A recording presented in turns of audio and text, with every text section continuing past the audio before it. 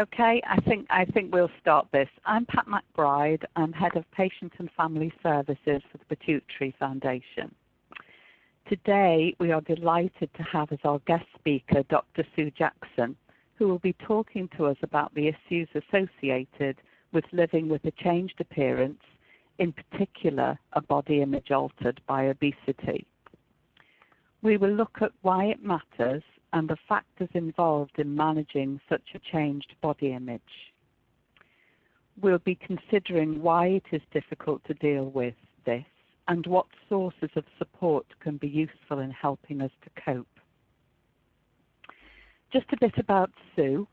She is a chartered psychologist specialising in the psychosocial impact and treatment of chronic health conditions. In addition to managing an extensive research portfolio, she is currently an associate lecturer at the University of Plymouth and a visiting lecturer on the Clinical Psychology Doctorate Programme at the University of Surrey. Sue is the first psychologist to serve on our medical committee for the Pituitary Foundation. As many of you may know, Sue contributes excellent articles for our Pituitary Life magazine and is an author of our psychological wellbeing booklets. Sue will also be presenting at our Pituitary Conference in Birmingham on Saturday, 25th of November. There's a few housekeeping tips about this session to help you. Sue will be very happy to answer your questions. There'll be about 15 minutes at the end of her presentation to do this. Meanwhile, please do type in your questions and comments as we go along. At the bottom of the box on the left of the screen is a button with Send on in red. If you click on this and type your question in, this will appear quickly in the inbox. Please note, as we are conscious of good practice, to keep your details confidential, we will be removing your name from your typed questions. The presentation will be available in future, hence the need to keep your names confidential and in line with data protection. So Sue, if you'd like to start, I think we're about ready. It's nearly 11:05.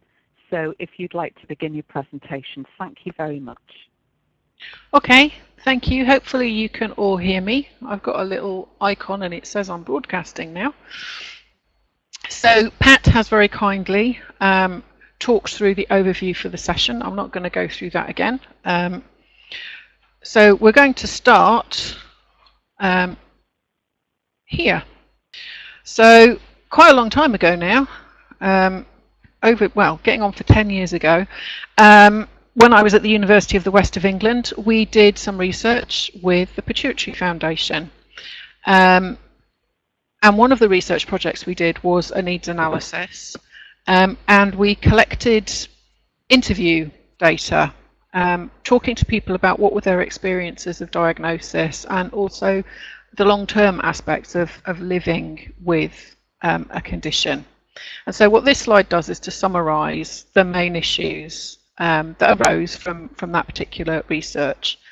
And so what we saw was what we've dubbed the journey of change. And there's two versions of this slide currently doing the rounds. You've got the one that's got the straight line, so there's the little dot and there's the arrow, and at one end it says diagnosis and at the other end it says adaptation or acceptance. A lot of the healthcare professionals think that the line is straight, that you go from diagnosis, you have your medical treatment, and then you adapt because you have your hormone replacement and all should be well.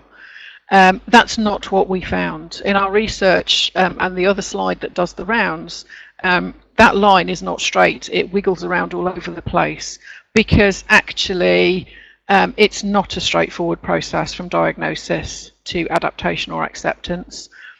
People told us that they experienced a series of losses. So there were issues about identity that suggested that it was a very long and unsupported struggle to come to terms with a profoundly changed image of self. That changes to appearance whatever form those changes took were felt as a loss. And individuals told us they experienced diminished control and a lack of confidence in dealing with these changes. There were issues around infertility and loss of libido, and those had further impacts in terms of relationships, marriages, and the participants' overall sense of identity. And you can argue that loss of libido in particular can also be related to this changed appearance. That if you don't recognise yourself and you lack confidence in yourself, it's very difficult to be intimate with anyone else. And the current research that's ongoing actually strongly supports that. For some individuals, it was quite apparent that actually they'd got post-traumatic stress as a result of the initial impact of the diagnosis and the subsequent treatment, quite often surgery. And just the level of changes needed was quite phenomenal. So it wasn't, as I say, the healthcare professionals think it's really straightforward, but participants were telling us that it's really difficult because you've got to juggle relationships and your lifestyle changes, there's hormone management, and you can't get away from it. You might want a break, but actually it's 24/7, and it's inescapable, and it's very emotionally demanding. So, what do people say? So changes in confidence were often related to appearance and also how your body was functioning. It's really hard to trust your body when it's done something like this and you don't know what it's going to do next, and that also has an impact. So for some people this caused lowered self-esteem and lowered self-worth. Partly because they couldn't do the things that they were used to doing. Some people had to change their jobs, couldn't do the kind of standard things they expected to do around the house. I should emphasise that there's quite a lot of individual variability. So some people struggled a lot and other people did have an easier time of it. So this isn't to try and depress everybody, it's trying to capture the real difficulties associated with it, but at the same time acknowledging that it's different for different people.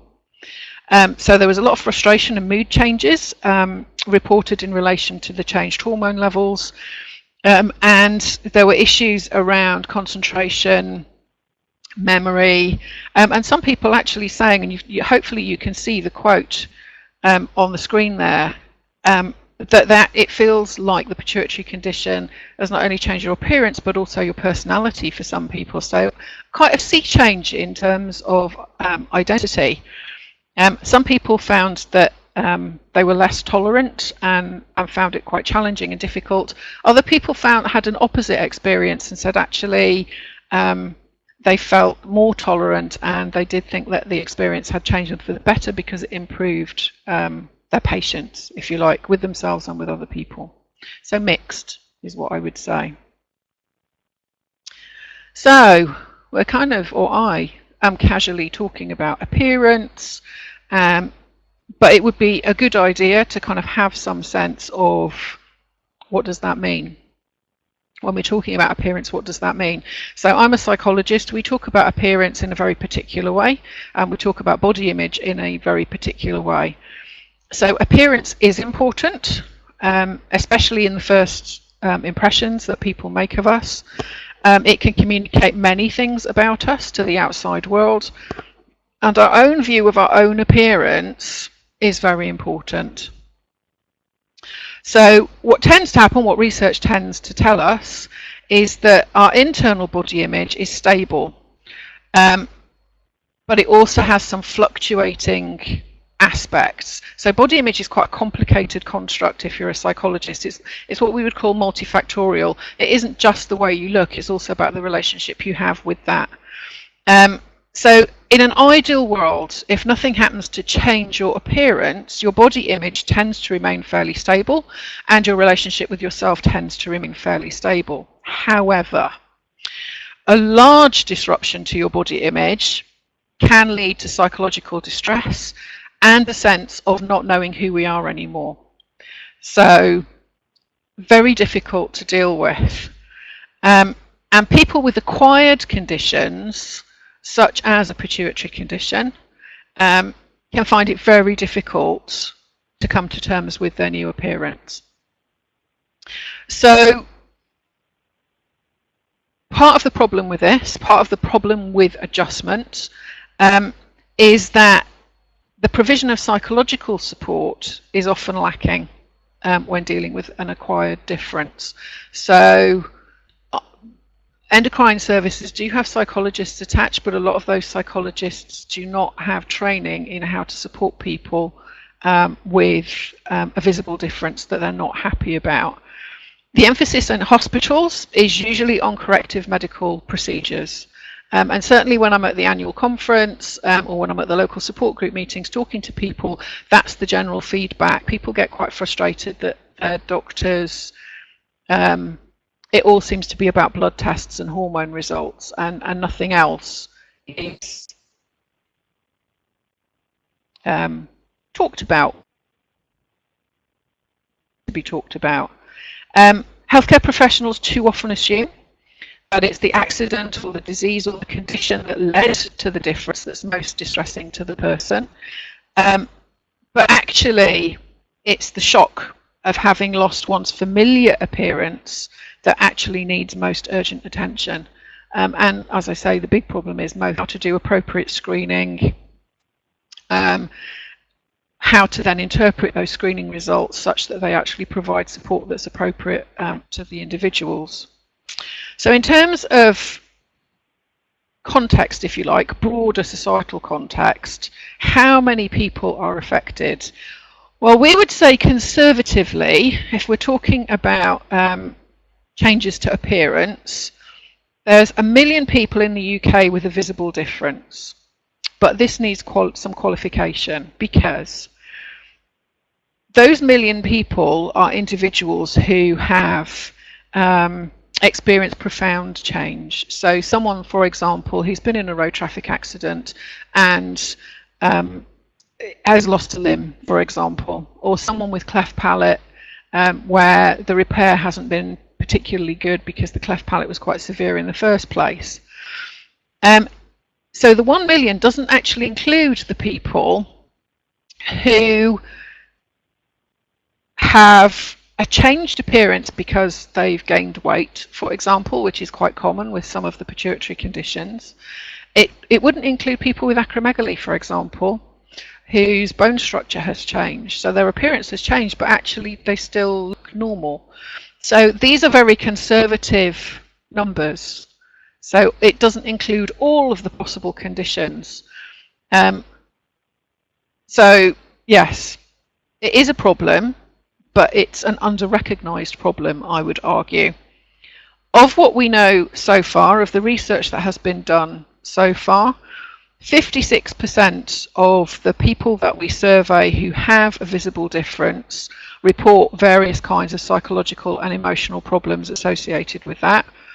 31% of those to a moderate degree or a lot. They're saying it's a big problem for them. 33%, so about a third of people affected whose appearance has changed, will say that they are experiencing significant psychological distress.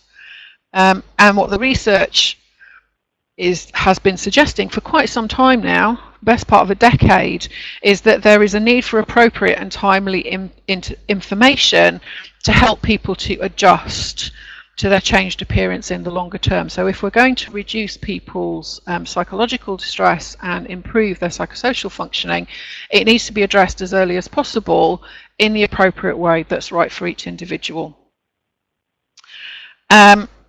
So we need, again, there's a context around this. We live in a Western or industrial society. Interestingly, in the UK, you might not think it, but actually there are high levels of appearance concerns in Western societies.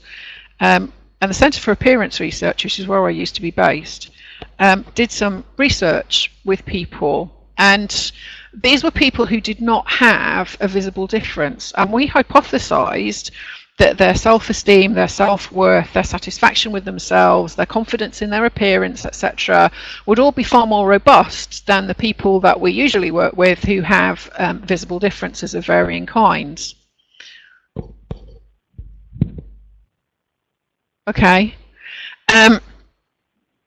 So what we found actually was that the people with the visible difference were more confident, rather bizarrely, than the individuals who didn't have any kind of appearance concern, which was not what we expected. So we actually found evidence of what the psychologists refer to as normative discontent. So actually, if you talk to a snapshot of people on a high street, there will be several of them who will tell you that there is something about themselves, about their appearance in particular, that they really don't like and really struggle with. And there are a range of factors that contribute to the development and maintenance of appearance concerns. That can be the way you think about yourself,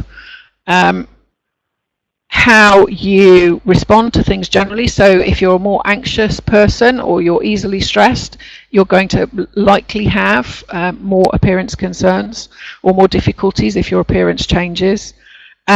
Your family environment. If you grow up in a family that is quite lookist, that can be quite difficult for people.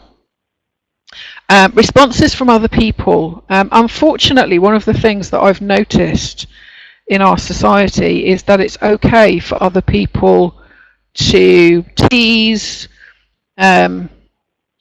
sometimes in ways that I find really, really uncomfortable, and people kind of get away with it by going, oh, it's just banter, it's just a joke, don't you have a sense of humour?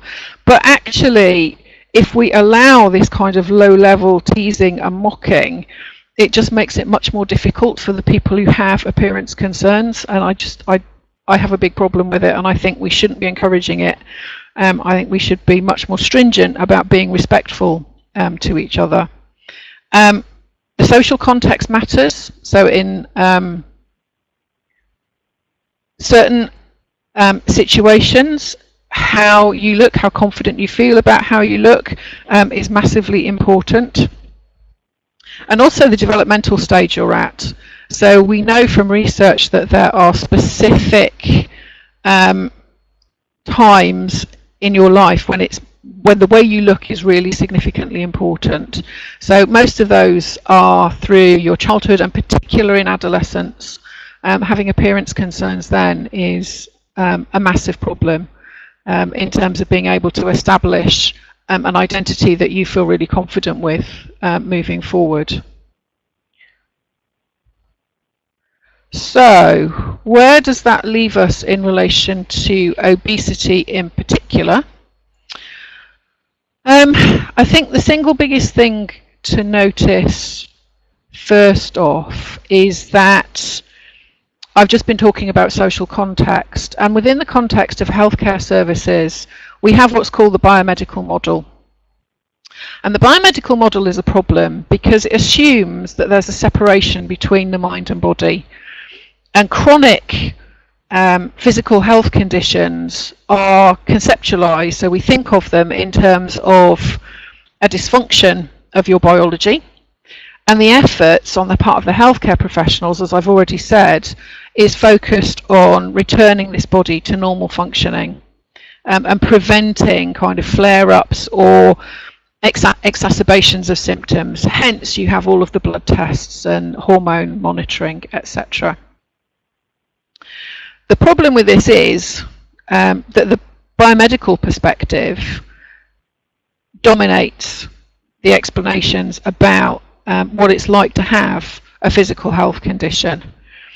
And it can be reinforced by the tendency of us as patients to put forward physical complaints to our healthcare professionals and not necessarily talking about the psychosocial ones. So in our own heads, we might actually collude with the biomedical model, but we're not necessarily aware that that's what we're doing.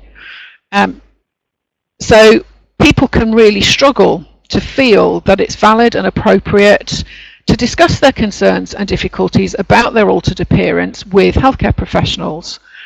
And what's interesting is when I talk to healthcare professionals, they can be very aware of appearance-related difficulties and their detrimental effect on quality of life in terms of psychosocial dysfunction and emotional problems.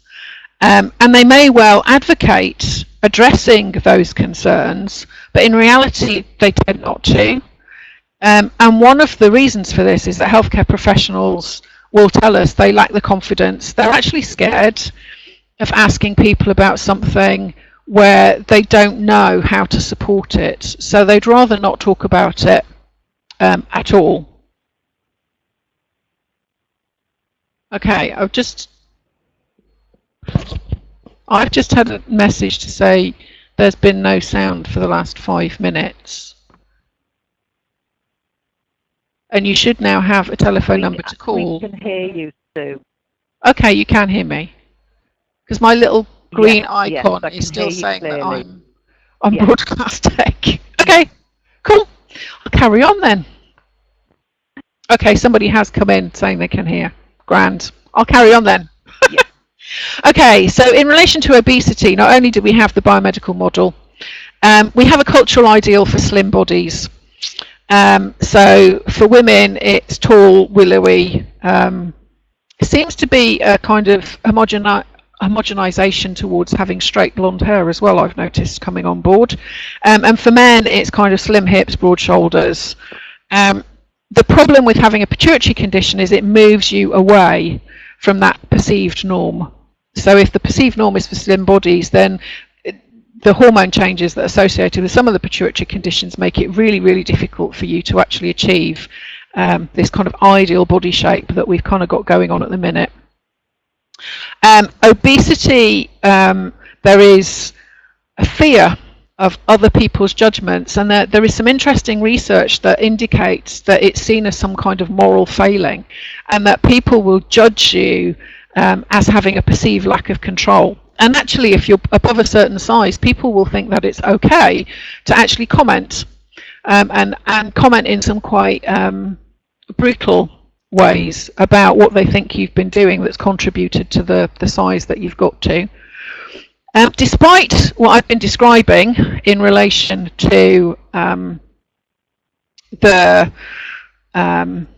concerns, if you like, in the ordinary population, i.e. people who don't have a visible difference, we know that appearance is important, but actually within our culture in particular, if you focus on your appearance, it's considered to be a form of vanity, and it's something that is frowned on and discouraged to a greater extent in a variety of ways. And there is this trend, if you like, school of thought that says that the change in appearance should be a minor issue compared to the other problems that a pituitary condition brings with it. So it's almost like this kind of minimizing of these particular issues. And it isn't easy to deal with. So I've got another little quote here. This is again from our needs analysis interview data.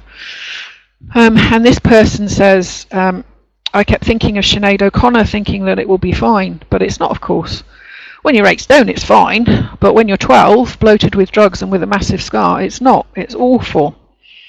And so visible differences that people talked about specifically in our needs analysis were facial and skeletal deformities, obesity, particular body shapes, so that kind of truncal obesity, and people describing to us the kind of negative reproach by members of the public and employers that they were subjected to, and how they felt that they were being discriminated against in a variety of ways. So obviously some of the changes could be quite dramatic, as we've got illustrated in the quote here, but even more minor, if you like. I'm not entirely sure that you can actually put these on a continuum, because it's really hard to know. You know, a small weight gain might be considered minor, but if it's a massive change to you, then actually it's not minor anymore, is it? So So the range of experiences were very different. The range was very great. So where does that leave us in relation to the difficulties associated with living with a changed appearance? So hopefully this cartoon kind of summarises, if you like, some of the experiences kind of being pointed at in a negative way. So appearance-related difficulties, things like social difficulties.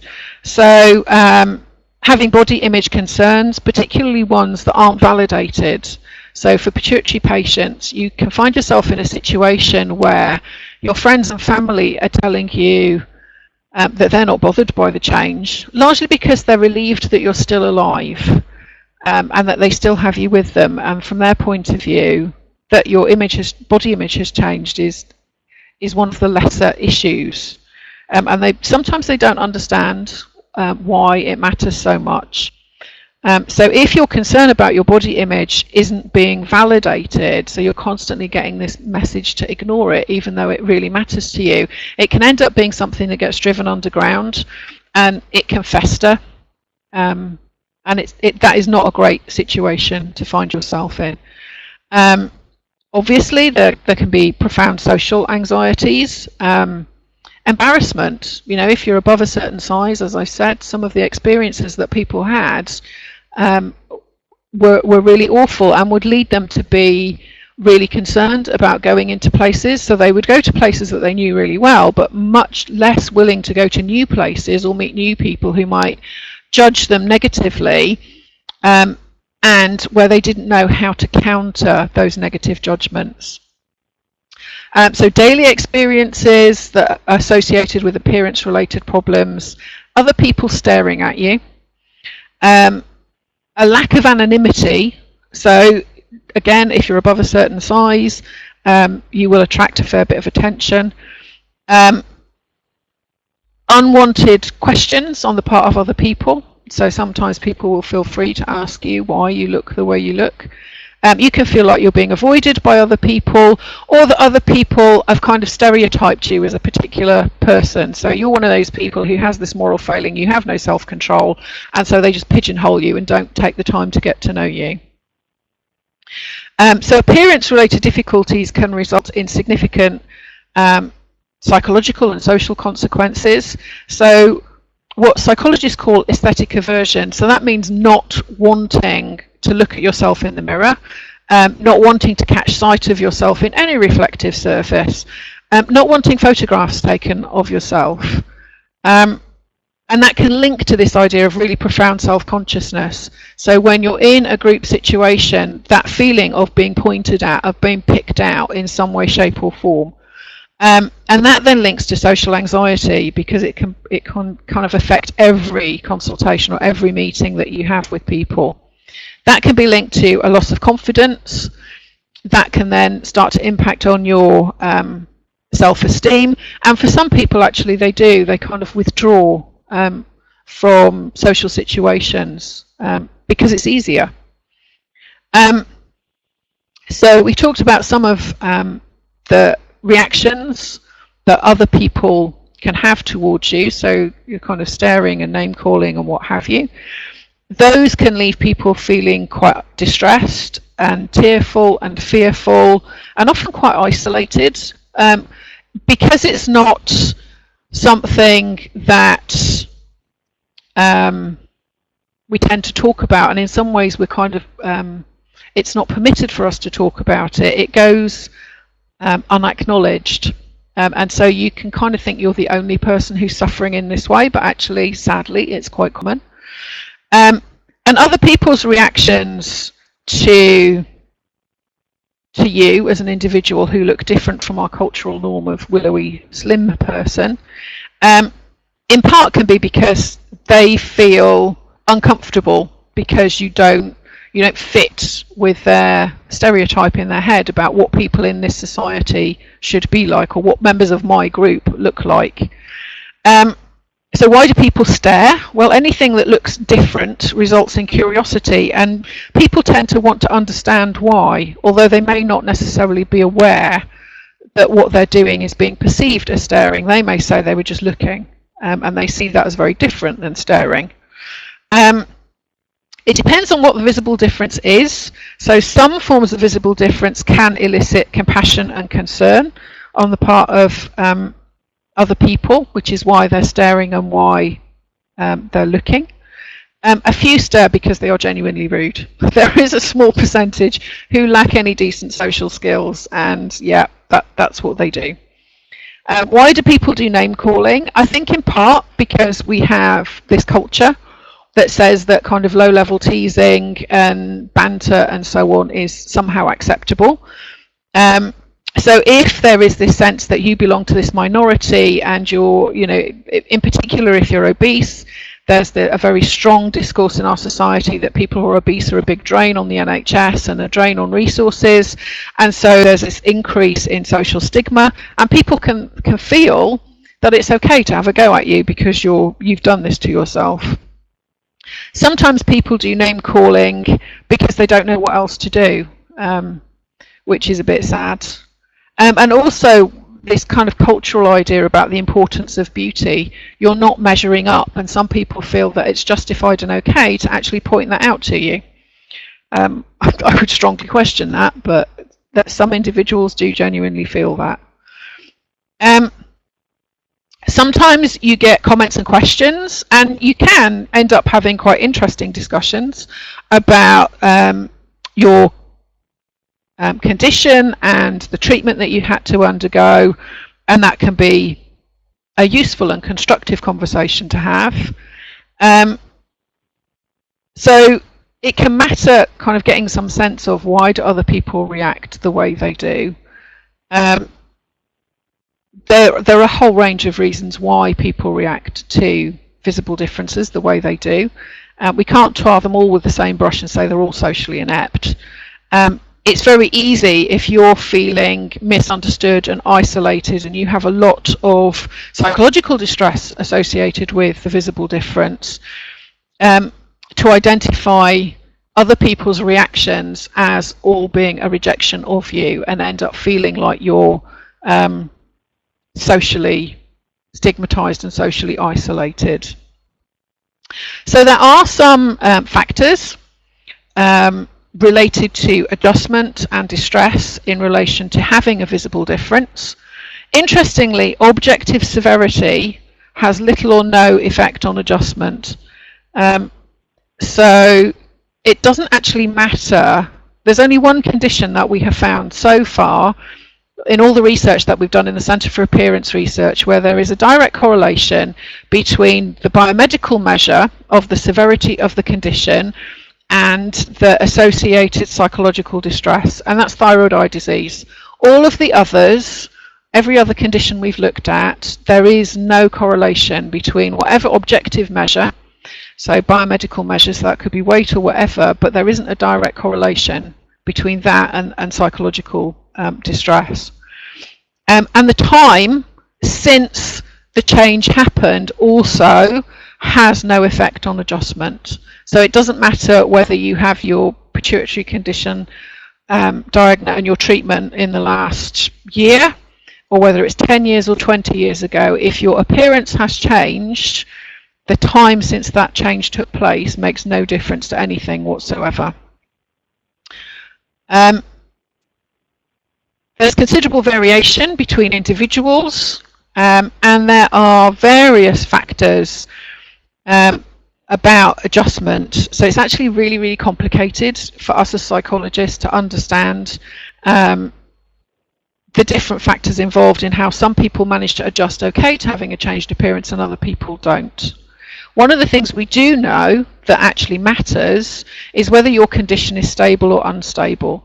So if you have a visible difference, or if there is some aspect of your pituitary condition that means that your appearance is not stable, so as an example, say your skin type has changed. So before your pituitary condition you had kind of normal skin, and then post your pituitary condition you've now got, say, greasy skin, and that's more prone to having breakouts, for example, so you get more spots potentially. If that is an inconsistent phenomenon. So sometimes your skin is fine, and other times your skin is not fine. That can then influence your levels of distress and the psychological aspects of dealing with your condition. So people may assume that there's less distress if a condition is less noticeable, but actually that's not the case. There is no research that suggests that that's the case. But as I say, that the issue that we do know is that unstable conditions do seem to affect body image more, and there is quite a lot of concern around whether or not the visible difference is showing more than usual and therefore is causing more distress than usual. So is there anything that helps? Is there any protective factors? That's what psychologists call things that help. So protective factors that do help, social support, actually having people around you who understand how you feel about it can actually make a big difference. And support from healthcare professionals who actually genuinely do acknowledge that yes, there is a problem, and yes, it's a justified concern, and yes, you do need help and support to deal with it and manage it. And having good self-worth, good self-esteem. So for example, in a lot of my training with actually both healthcare professionals and patients, helping people to understand that your relationship with yourself can be independent of how you look and what you are or aren't capable of doing. So what you're capable of doing or not is a confidence issue, but your relationship with yourself, your ability to look after yourself appropriately and take good care of yourself, be able to self-soothe, invest in yourself, those are all issues that are associated to self-esteem. So a lot of my work is about helping people separate out what are confidence related, that relate to your skills that you need to have in order to live a good life, versus your relationship with yourself, which is also something that you also need to have in order to live a good life. Other protective factors that we found as researchers is that if we train people in social interaction skills, so actually if we skill up the people with the visible difference so they can compensate for the lack of social skills training that some of the ordinary population have, for want of a better term, then actually that makes a difference. That's a protective factor. Another protective factor is your temperament. So the people who have a better sense of humour actually, interestingly, tend to do better. Those who are more optimistic, those who are resilient, and by resilient we mean people who can cope with change more easily, those who are more sociable generally anyway, and those who are more keen on what we would call social risk taking. So those who kind of go with the Susan Jeffers approach of feel the fear but do it anyway. So where does that leave us? Well, appearance concerns and its associated distress is a big issue. It has impact on your self-perception and on your well-being. It can influence your health behaviour. So there is some research that suggests that the more distressed you are, it's going to affect your adherence to your treatment regime, potentially, which will have an impact on your condition management, which may mean that actually you can end up in a situation where you have more bad days than good days. And appearance concerns and distress can actually encourage people to have more cosmetic procedures, and there is some debate about whether or not all of those procedures are actually warranted. It depends on who you're talking to as to who sees these things as being warranted or not. So in relation to what psychologists do to help people support who have these kinds of concerns and issues about their changed body image, one of the things we do is social skills training, as I say. So the idea is to help people to reduce the amount of staring they're subjected to. So there are skills we can teach people to help disempower others from staring at them, to communicate in such a way that you distract other people from your visible difference, And actually social skills training has been shown to help improve the amount of social support that people have if they look visibly different. There are a number of different kinds of resources that are available.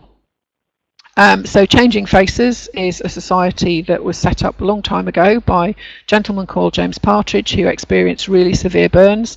And they have a number of different approaches they use to help people who have visible differences of various kinds. So you may have heard of something called exposure therapy. So this is where you have people who are very, very fearful of going into social situations for whatever reason. And the idea is you break down kinds of social contact that they might need to have into small enough situations such that they can actually learn how to tolerate. So you increase the exposure gradually over time. So you might start out and they just go to the corner shop, and the next challenge might be that they go to somewhere that has slightly more people. Cognitive restructuring is another approach that's taken. So some of you might have heard of CBT, cognitive behavioural therapy. And the idea is that's about helping you to have a more positive relationship with yourself, such that your appearance concerns can be addressed, but you have a more positive relationship with yourself. So it goes back to this idea that I was just talking about in terms of improving your self-esteem and your self-worth, and making that distinction between that and the skills that you have, which are confidence related. And as I said, we also talk about social skills training. There's also some interpersonal training that may be needed for some people, or interpersonal therapy is more what we'd call it. So it's quite common, although we don't talk about it very much, that someone with an acquired condition, such as a pituitary condition, can experience grief for the loss of their previous appearance. So the profound change that you can experience in relation to your identity and to your personality and to your appearance can be associated with grief and that sense of a loss of your past life. And there can be a need to grieve for what might have been. So we tend not to talk about that so much, but actually it's a really important part of therapy and support for some people who have a change as part of their acquired condition. So what we've been doing as psychologists with the Pituitary Foundation is a supported self-help strategy. So Pat mentioned at the very start of this that I was one of the authors of the Wellbeing series, and some of the issues that I've talked about today are covered in some of the leaflets that we've written. So there's a leaflet which is all about diagnosis and experiences of diagnosis. Leaflet 2, The Journey of Change, that looks at the longer term consequences of living with a pituitary condition. The third leaflet that we have actually deals with the relationship with yourself, so all of the stuff around self-esteem, but it also talks about your relationships with other people. And there's also a leaflet which is all about infertility. So I'm going to stop there, and Pat will fill you in on the other sources of support that are available from the Pituitary Foundation. Thank you very much, Sue. This is a really useful presentation. If anybody needs more information, there is the psychological impact of diagnosis and treatment, plus the other booklets Sue has mentioned. They are on our website for you to download or order. You can also call our helpline to speak to an operator or speak to Alison, our endocrine nurse. Thank you, everybody, for joining in this, and I'm sure Sue now will cover the questions that you have raised. Thank you very much, Sue. You're very welcome. So I can see some questions. So, is depression common amongst pituitary patients? Yes, it is the very short answer. As is anxiety, which was the other question that came in. So yes, if you're really interested in the figures associated with that, then in our needs analysis, and that report is also still available from the Pituitary Foundation to download from the website, we actually talk about rates of depression and anxiety in the population. Oops, some of my questions have just changed. How can a pituitary patient access social skills training? Some training is available through the NHS, but it's very much postcode lottery, unfortunately. Your first port of call in that case would be your GP. They would actually know what's available to you locally. If there isn't anything available to you locally, Changing Faces is a charity. It's a national charity, so you can contact them. The head office is in London. And they have a whole variety of resources. They organise events and they have leaflets, and there's an awful lot of help and support available from them if that's something that you wanted to follow up on.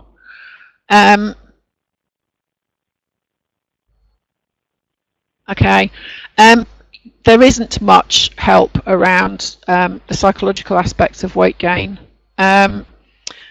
It is something, again, you can go and talk to your GP and see if the GP will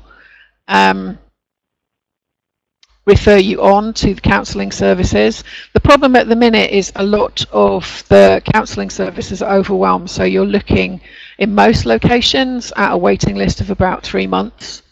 And it varies. Again, it's this postcode lottery. In some places there is a lot of support available, and in other places there is far less support available. We've lost you, Sue. Are you there? Hello? I am still here. Hello, I am still here. Okay. Where did you lose me? That's all right, you're back. I'm back. The counselling services overwhelmed, yeah. Yes, they are. So there's massive differences geographically as to what's available. In some cases there is some support in secondary care services, so you can ask your GP, but an awful lot of those are they only really deal with people who have the opposite weight problem, so people who are losing a lot of weight. There's an awful lot of psychological support if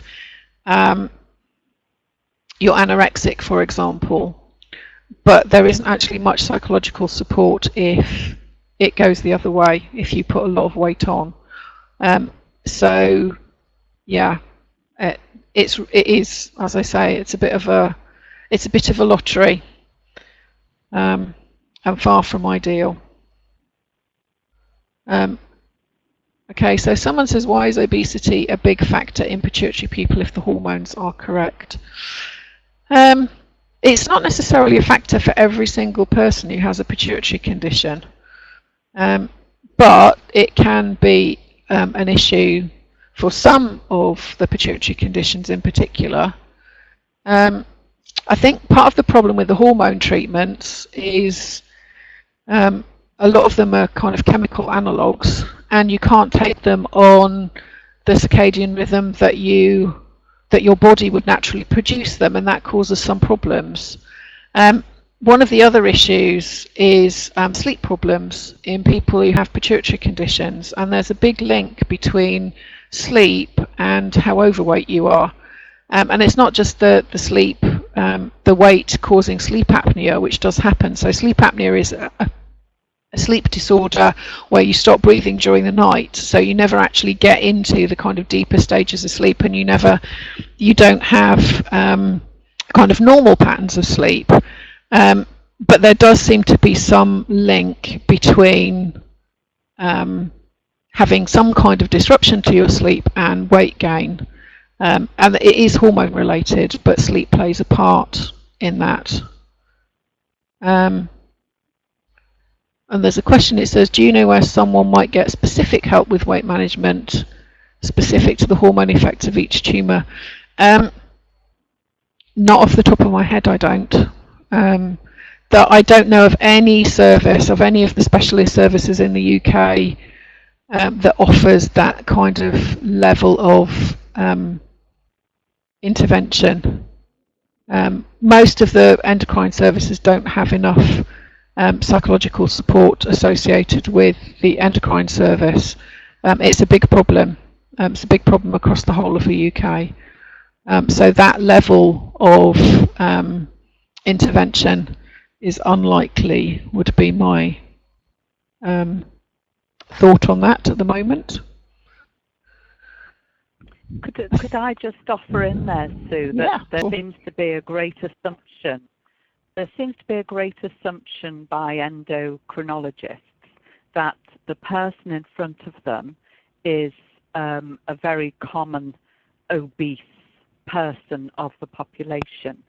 Now, in terms of your pituitary condition, if your hormones aren't balanced properly for you as an individual, and that weight was gained wholly through your pituitary condition, take a photograph in of who you were before.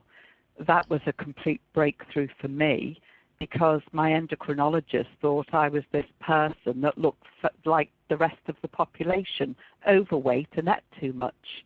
And that made a huge difference in them looking at my hormones again and making that difference to me. That's good to know. Sorry, that's... No, I think that's really, really useful. It's a tip. Yeah, good tip.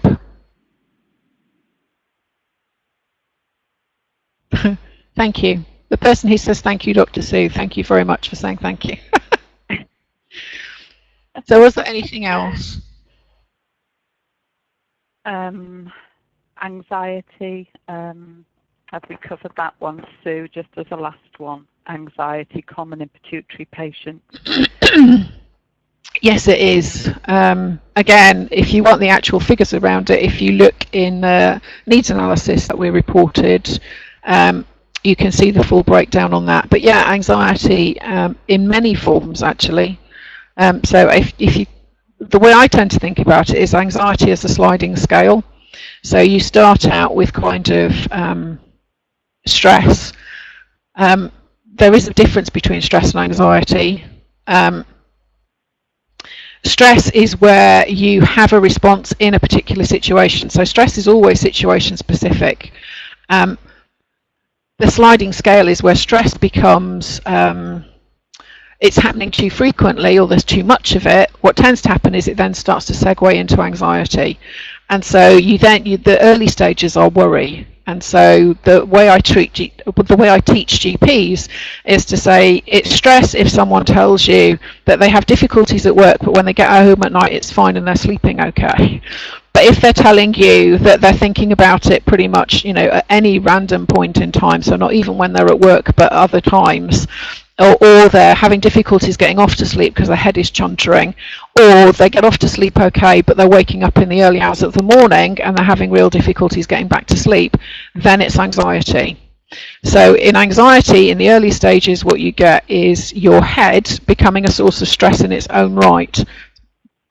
And then it's kind of a sliding scale. So if that isn't addressed, you can end up with something like generalized anxiety disorder, where you kind of you find yourself not just worrying about the thing that initially started you off, but start worrying about other things as well. With some people, it can kind of go up to starting to get feelings of panic. Panic attacks actually take a very, very long time to brew up. For some people, it can take years for the anxiety to build enough for them to have a full-blown panic attack. Panic attacks are horrible, really horrible. It feels like you're dying. They're absolutely terrifying. And that in itself then creates that vicious cycle, because again, there's that lack of trust with your body and what it's doing to you, and that kind of feeds the anxiety. And the next stage up would be something like traumatic stress or post-traumatic stress disorder, which is where your anxiety is switched on all of the time. And that can be as a result of, for example, the way you were given your diagnosis. So if your doctor said to you, I'm sorry, you have a brain tumour, what you might have heard is you have cancer. And that is really, really shocking, and that is enough to be a source of traumatic stress. And if if that's not addressed, if that's not supported, if it's not properly recognised, then actually that can go on to be part of this kind of post-traumatic stress disorder, which is where your anxiety is on all of the time, your threat system is on all of the time, and it really does affect your whole life. And in the needs analysis, when we were interviewing people, we did actually get the sense that there were a fair few people who where that was the case. What they'd experienced was so traumatic and had not been properly recognised or supported that they had actually gone on to develop PTSD. And one of the leaflets, actually, there's a list of symptoms in there, and you can use that symptom checklist to determine whether or not you have PTSD. And it gives you advice about what kinds of support are available for people who have PTSD, so you can get it treated, get support for it. Okay. Right, we're going to have to close now. Thank you, everybody, for joining in, and thank you so much, Sue, once again. It's really, really helpful. Okay, You're very thank welcome. you, everybody. Thank you. Bye. Okay. Take care, everyone. Bye-bye. Bye.